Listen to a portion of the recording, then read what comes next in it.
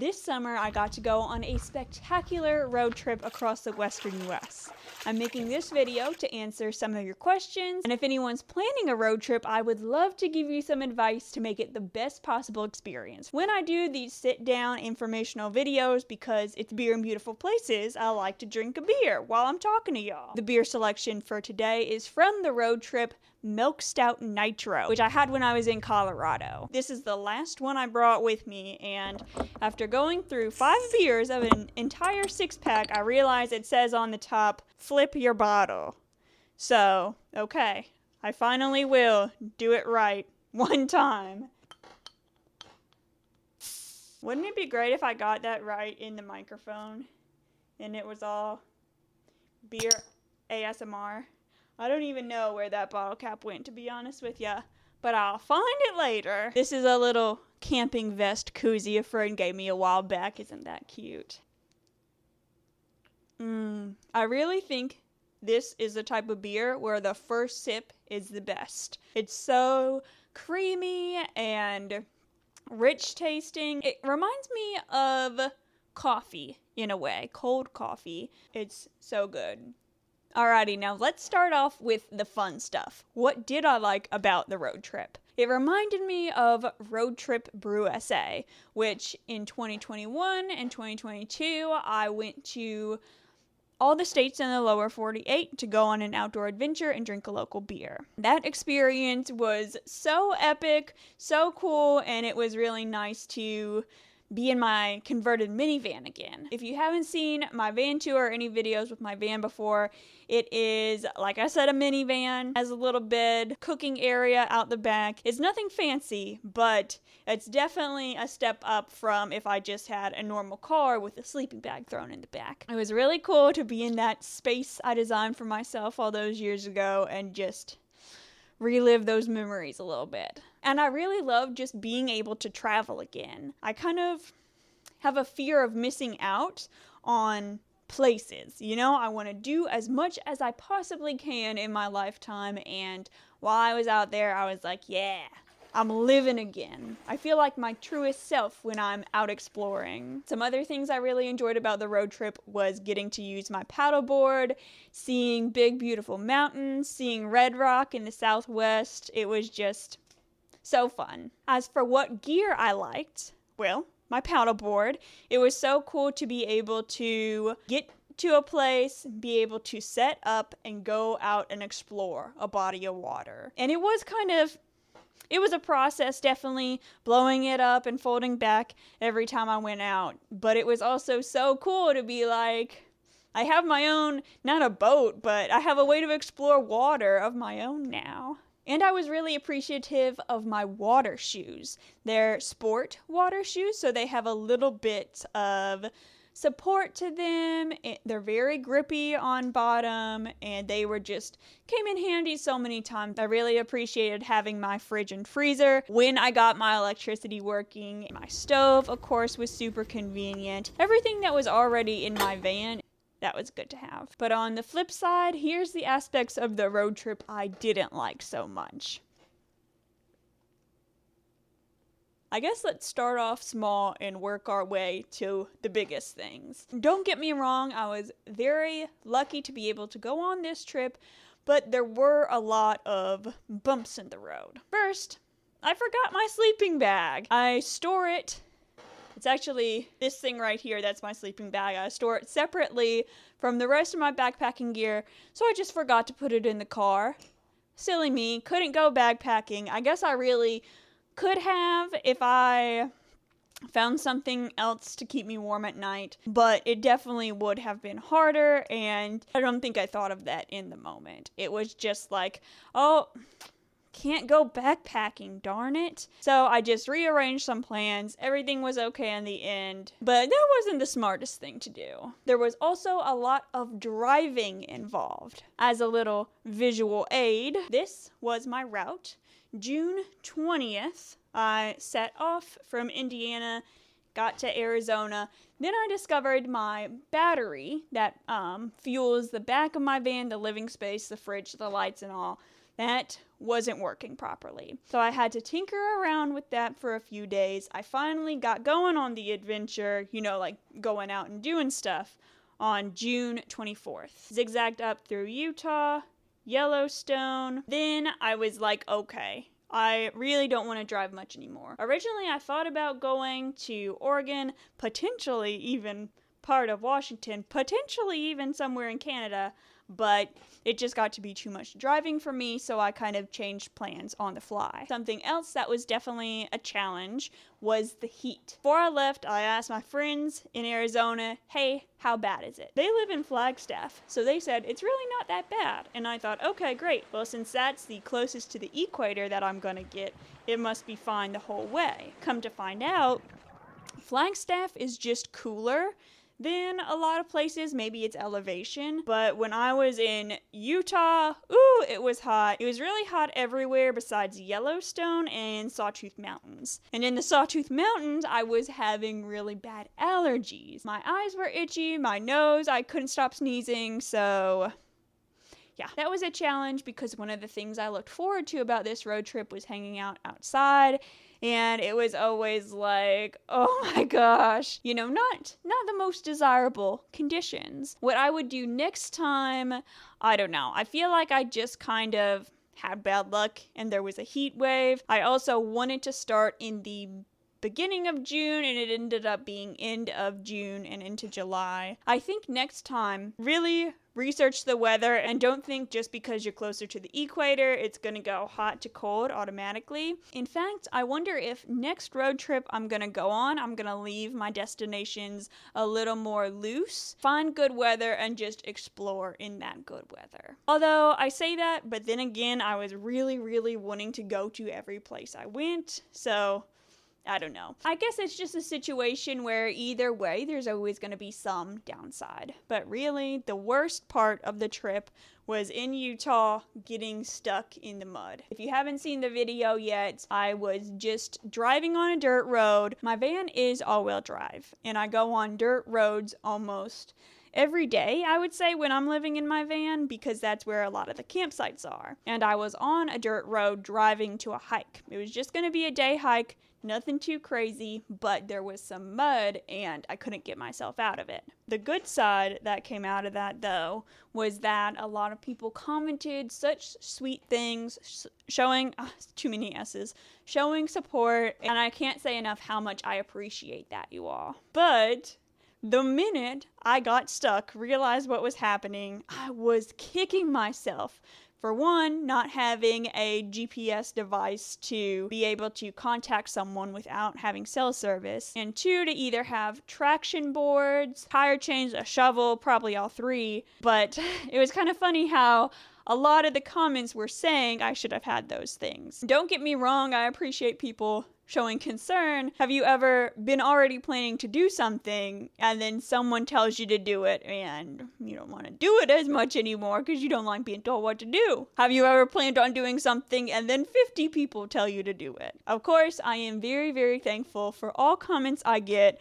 I'm just saying, kind of a funny story how that worked out. I also want to mention in that video, I say I feel like this always happens to me because of having a bad river crossing experience on the AT, spilling boiling water on myself. Just a lot of not great experiences lately, it seems. But that was, I know it doesn't just happen to me. I said that in the video because that's what I was thinking at the time, but I want to make sure you all know my official stance when I'm rationally thinking is that anything can happen to anyone at any time. And it's aggravating because I could prepare for A, B, C, D, E, F, G, and then it's H that goes wrong.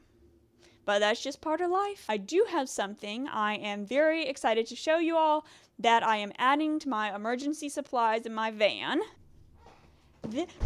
Almost broke my laptop there. This is the Untappd JS3000 Jump Starter. This is a booster for dead and damaged batteries. It starts all 12V battery vehicles. For gas engines, it's up to 9 liters, and diesel engines up to 7 liters. And what that means is that you can give yourself a jump instead of asking someone else, needing jumper cables. I'm especially glad to have this because I often camp in remote areas and it might be hard to track down someone that could help. But even if I need a jump when I'm in town, let's say it's dark, let's say I'm not feeling super comfortable going up to someone and asking for help, this way I can just jump start it myself. No assistance required. Because I really trust Untappd, for a demonstration, I left my flashers and my headlights on to run the battery down, and we're just gonna jump it back up again. So, turn those flashers off, grab the kit, let's head out there. Plug the blue end of the battery clamps into the socket. Connect the other end of the battery clamps to the vehicle battery. Press the power button once on the jump battery starter, and you probably can't see, but these lights are on. This little light is green, which means the vehicle battery voltage is normal and ready for jump starting. Now that I press that, try starting the vehicle. Well, that's a success. All right. Easy as that. And if this interests you at all, they are on sale this week, so might as well look into it now. But it's really cool because not only is it a self-jump starter, it has some handy little features that could be great in emergency situations too. It's a flashlight! Look how bright that is! There's 3 modes to the flashlight: continuously on, strobe, or blinking in the pattern of SOS in Morse code. Thanks again to Untappd for sponsoring this video. I will put the link and everything you need in the description. Now that I got to show you my new gear that I'm adding, what gear from the road trip wasn't the best? Well, obviously the lack of a GPS device, traction boards, so on and so forth. The electrical system that I had installed in my van back in 2021 also caused me some problems because I had to swap out that battery. It was pretty complicated and I had some frustrations, especially because the setup was designed for an AGM battery. If those get below 50%, I believe, they don't work as well, and that's what caused me to have to replace it. Also, the way that the battery was installed, they custom built this kind of bracket around it to hold it in place while the van's in motion, which I really appreciate, but it was like welded around the battery. So that really made it complicated to replace. Also, I really regretted not having a great way to stay cool. More advanced van builds have better ways to keep cool, but I just had my little fan, like the size you would attach to a baby stroller or something, and I would take a washcloth, put it in cold water, put it on the back of my neck or my forehead to cool down. I mean, it was something. I was able to fall asleep eventually, even when it was hot, but still, that was a bit of a struggle. So how many days was this trip? It was about 3 weeks. I lost track of telling you the exact dates, but it was drive out on June 20th, start adventuring June 24th.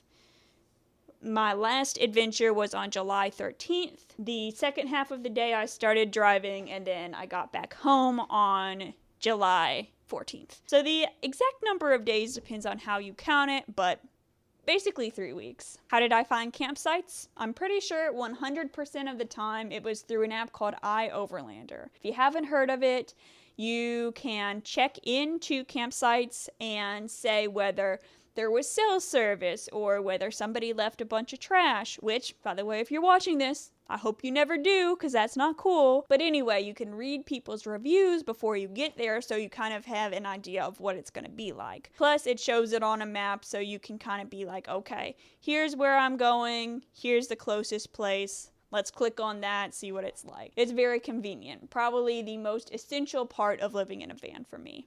And it's free. How did I find hikes? With this trip, kind of the cool thing about it was that I was taking suggestions from viewers. There were some stops that just happened to be where I was going anyway, but mostly through recommendations. But if you're looking for hikes, a tool I use is the AllTrails app. It's similar to iOverlander, another free app, although there is a paid version, where you can review trails, read other people's reviews, see pictures, see the elevation charts. That is very handy as well. You might also be wondering how this compared to Road Trip USA, which is what I was talking about before, going to 48 states in my van for a year and a half. Well, first of all, just the amount of time, a year and a half compared to 3 weeks. Back then, my pace was kind of like arrive in a new place. The next day, go on an adventure. The next day, maybe go to a coffee shop and work on the video. But with this 3-week trip, it was like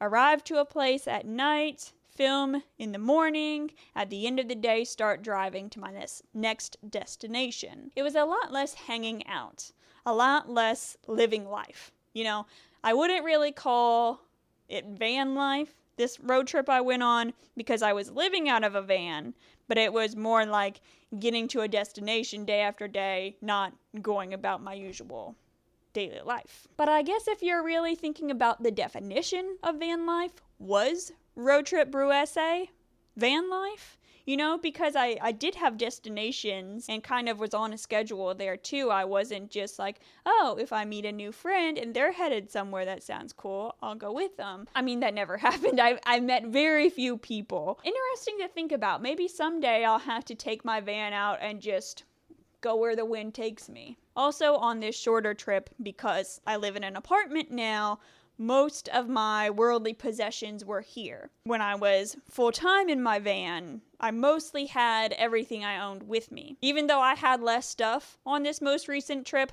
my van was still a mess all the time. In fact, the day after I filmed my van tour, the glue that was like attaching the curtains to the Velcro that's keeping them on the little cabinet thing, that glue got so hot that they fell down. So I couldn't use my curtains during the road trip, and that's kind of, I don't know, just something that makes it look cuter and neater, not seeing the cubbies of all my stuff, so it felt a little more chaotic because of that. But something I improved on this trip was being in communication with people more for safety reasons. I had this spreadsheet where I would type the date and what I plan to be doing on that date. I updated it a lot. I sent that to my brother, my parents, and my boyfriend, so, you know, I was easier to keep track of. I was also in touch with my boyfriend every day, so, like, for example, the one day I got stuck in the desert,